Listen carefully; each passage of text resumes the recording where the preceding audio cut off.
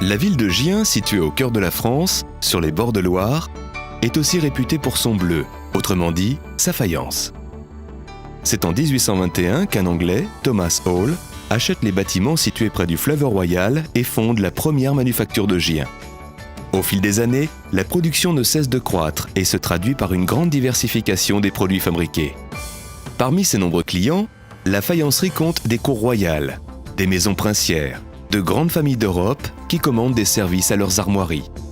Dès 1945, la production est orientée vers des produits moins traditionnels et plus adaptés à la vie courante. La faïencerie de Gien fabrique tous les composants du cycle de production. Tout d'abord la pâte. Elle est composée d'argile, de kaolin et de sable broyé.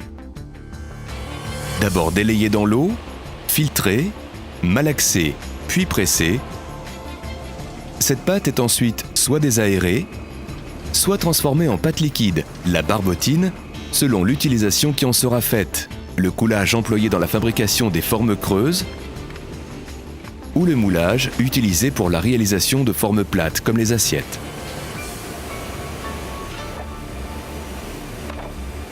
Les pièces sont ensuite ébarbées et nettoyées afin de leur donner un fini irréprochable. Certaines d'entre elles peuvent être garnies d'accessoires scellés à l'aide d'une barbotine spéciale. Une fois scellées, elles sont enfournées pour une première cuisson de 1160 à 1180 degrés. À la sortie du four, la pièce s'appelle désormais biscuit. Elle est prête à être décorée.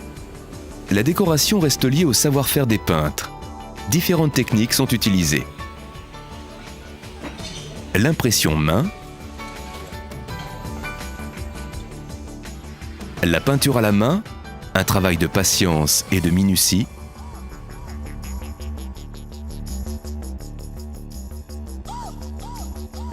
et les chromos, pour les pièces contemporaines déjà émaillées.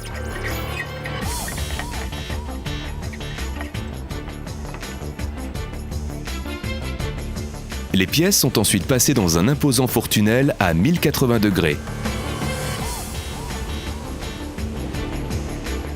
Cette troisième cuisson permet au décor de mieux se fondre dans la matière, une solidité du produit et une bonne cohésion entre l'émail et le biscuit.